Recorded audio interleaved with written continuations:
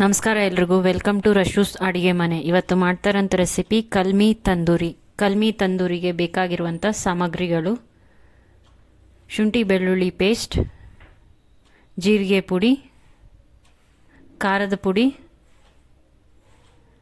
ಆಚಿ ತಂದೂರಿ ಮಸಾಲ ಪುಡಿ, ಮೊಸರು,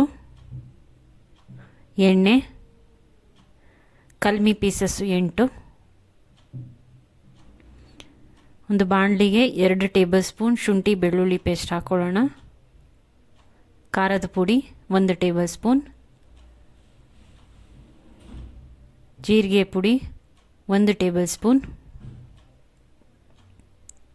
ಆಚಿ tandoori masala 50 gram packet 1,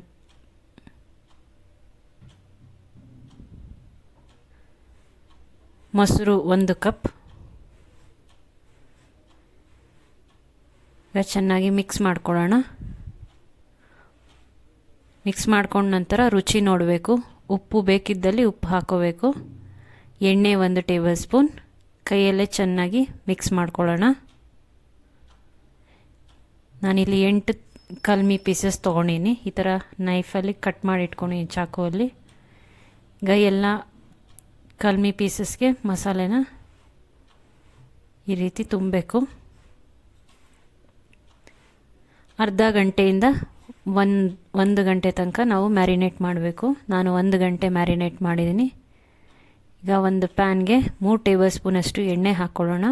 ಎಣ್ಣೆ ಚೆನ್ನಾಗಿ ಕಾದ ನಂತರ ಕಲ್ಮಿ ಪೀಸಸ್ ಒಂದೊಂದೇ ಈ ಥರ ಇಟ್ಕೊಳ್ಳೋಣ. ಮೀಡಿಯಮ್ ಫ್ಲೇಮಲ್ಲಿ ಮಾಡ್ತಾಯಿದ್ದೀನಿ ನಾನು. ಒಂದು 5 ನಿಮಿಷ ಆದಮೇಲೆ ತಿರುಗಿಸಿ ನೋಡೋಣ. 5ರಿಂದ 10 ನಿಮಿಷ ಆದಮೇಲೆ ತಿರುಗಿಸೋಣ.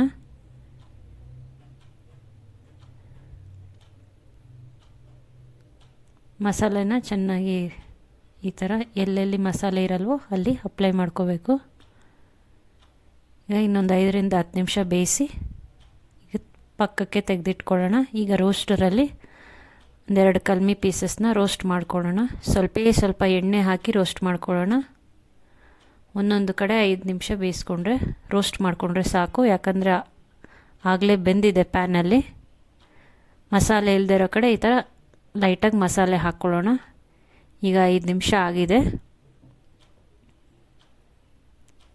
ಇದನ್ನು ತಿರುಗಿಸೋಣ.